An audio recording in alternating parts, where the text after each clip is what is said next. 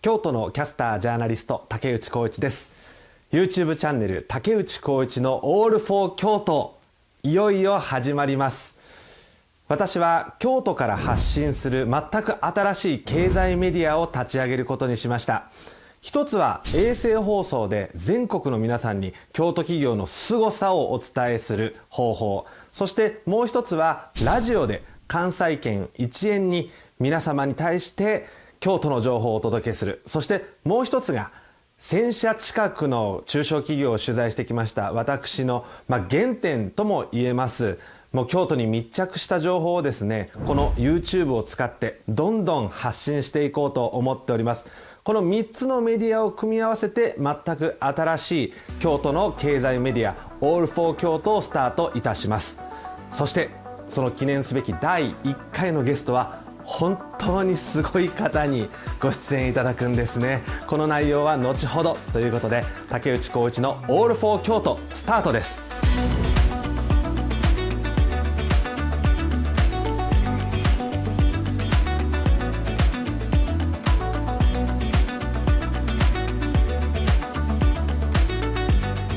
竹内浩一のオールフォー京都第1回のゲストは堀場製作所会長兼グループ CEO の堀場敦さんにご登場いただきます。よろしくお願いします。よろしくお願いします。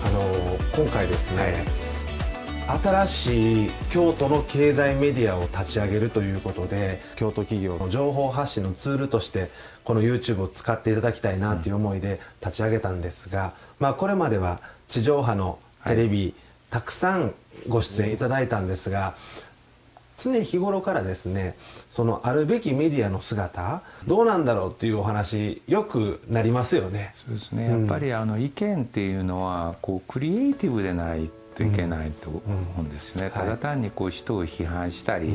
ダメと言ったりするんじゃなくて、どうすればよくなる、どういう新しいアイデアがあるかっていうのがすごくポイントになるべきだと思いますし、問題があればこういう解決法があるんではないかという具体的な話を出していくっていう姿勢が必要だと思うんですね。必ずしも理想的な答えがないにしても、それをディスカッションしていくのが本来メディアだと思うんですが、ぜひそういう面ではポジティブな番組になるように期待してます。そうですよね、私も次のステップ考えた時にですね、どういうメディア展開にしていったらいいのかなと思ったんですが、今回用意したのが、衛星放送で、もう全国の皆さんが京都企業の凄さ、堀場製作所の凄さもお伝えしようと思ってるんですが、それからラジオもですね、やっぱり京都のラジオで京都の方が聞いてる、これもちろんこれまで良かったんですけれども、国内からの観光客数が京都減ってるんですよね。ということは国内においてその京都の魅力っていうのがひょっとすると分かられてないかもしれないな。そうですね、やっぱり京都というのはしっぽりしてるっていうのが一つの京都の魅力なんですけど、やっぱ多くの人が来るとしっぽりしてないんですよね。でコロナの時って私昔の京都の良さ祇園の夜行ってもしっぽりしてる、誰も歩いてない、何とも言えない雰囲気があったんですけど、これどちらがいいかですよね。やっぱり経済的な面とかいろんな面が考えると、多くの人が京都に来ていただかないといけない、でも本当の京都の良さっていうのは、あまり人がいない街並みを歩くのが京都の良さですよね。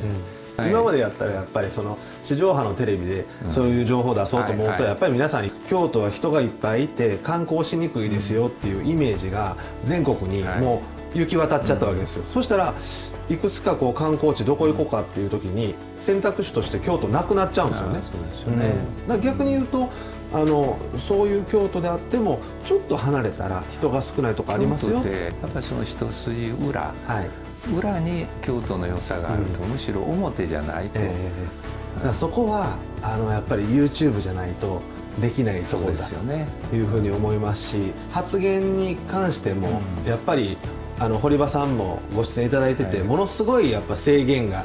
ある地上波テレビ、すごい気使いますねそういう意味では YouTube っていうのは、個人であったり団体から発信できるもんですし、もちろんその倫理基準っていうのはありますけど、それを守った上ではかなり自由に発言していただけると思いますので、楽しみにしてますやはりね、 YouTube っていうものができたことによって、いい意味で発信がしやすくなる、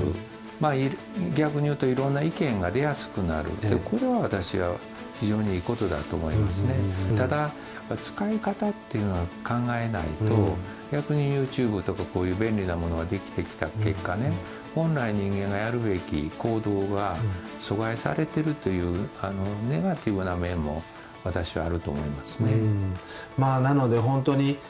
世の中移り変わっていく中でどんどん新しいメディアが出てきて、その中心も移っていくと思います。そういう意味ではこの YouTube っていう媒体が今の中心的な存在だと思いますが、それとて永遠じゃないし、そうですね、きっと時代はどんどん移っていくので、ね、それに合わせて動画っていうのも変わっていくのかなというふうに思うんですが、ちょっとここからは、堀場製作所のお話も伺いたいんですが、投資をする決断ができるかどうか、当たるも八卦当たらぬも八卦で全部投資なわけですよ、彼らに対して私は何ができるだろう。オールフォー京都、最後までご覧いただきありがとうございました。チャンネル登録とグッドボタンよろしくお願いいたします。